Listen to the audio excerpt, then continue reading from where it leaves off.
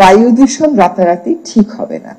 বায়ু দূষণ আমাদের 30% আসে হচ্ছে আমাদের পার্শ্ববর্তী দেশ থেকে, বাকি 28% আসে হচ্ছে আমাদের পাওয়ার প্ল্যান্ট থেকে, তারপরে আমাদের নির্মাণ কাজ থেকে আসে, আমাদের শিল্প দূষণ থেকে আসে, ধূলি দূষণ থেকে আসে আমাদের 13%। এই সমস্ত কিছু আমাদেরকে নিয়ন্ত্রণে আনতে হবে। যারা নিয়ন্ত্রিত হবেন তারা দেখবেন বিক্ষোভ শুরু করে দেবে, রাস্তায় নেমে পড়বে, কারণ কেউ তো কখনো তাদেরকে নিয়ন্ত্রণের কথা বলে নাই। যখন আমরা নিয়ন্ত্রণের কথা বলবো তখন আমাদের মার্কেটে বিকল্পের কথা ভাবতে হয়, এই ক্ষোভ প্রশমনের কথা ভাবতে হয়, কিন্তু কাজটা শুরু করতে হবে। কাজটা অনেক দেরি হয়ে গেছে আসলে।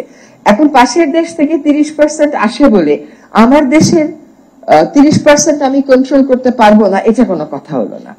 এই কাজটা এবার শুরু হয়েছে এবং যেহেতু শীতকালে এটার প্রকোপটা বেশি থাকে, আমি মনে করি বর্ষব্যাপী যদি কার্যক্রমটা আমরা চালাতে পারি, আগামী শীতে ধুলার প্রকোপটা আমরা অন্তত সহনীয় পর্যায়ে রাখতে পারবো।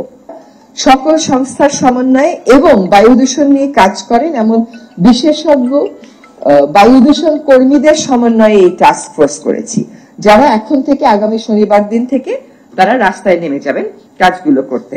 আজকে যখন আমরা পলিথিন ব্যাগ উৎপাদন বন্ধের কথা বলি, 2002 সালে নিষিদ্ধ একটা পণ্য উৎপাদন বন্ধের কথা বললে আমাকে পুনর্বাসনের কথা শুনতে হচ্ছে। 2002 সালে যেটার উৎপাদন বন্ধ করা হয়েছে, 2024 সালে এসে সেই বন্ধের নিষেধাজ্ঞাটা যখন আমি বাস্তবায়ন করতে যাই তখন আমাকে পুনর্বাসনের কথা বলা হয়।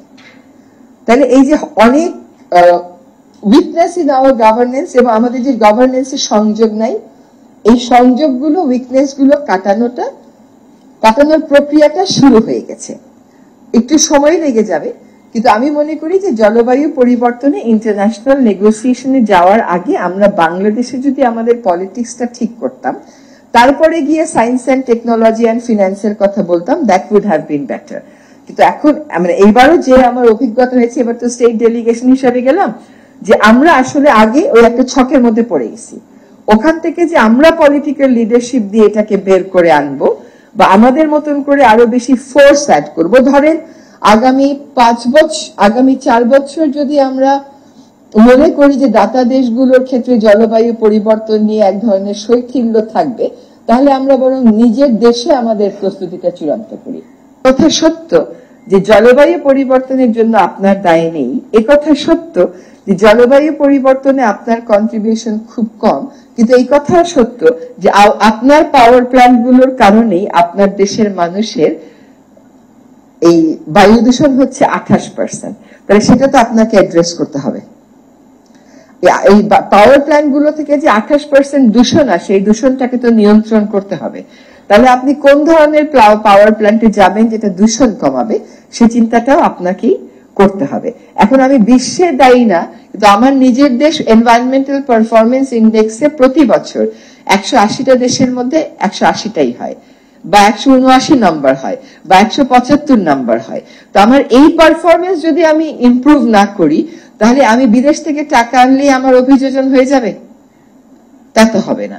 কাজে আমরা যখন বিদেশিদেরকে বলি যে তোমরা তোমাদের লাইফস্টাইল চেঞ্জ করো, আমাদের নিজেদেরকেও যে ভোগবাদের দিকে আমরা এগিয়ে যাচ্ছি সেখান থেকে কি করে সরে আসবো সেটা চিন্তা করতে হবে। আপনাদের সবাইকে, বিশেষ করে পিসকে অনেক ধন্যবাদ। বছর শেষের খুশি নগদে হবে বেশি। নগদ পেমেন্টে নির্দিষ্ট ক্যাটাগরির কেনাকাটায় 300 টাকা পর্যন্ত ক্যাশব্যাক।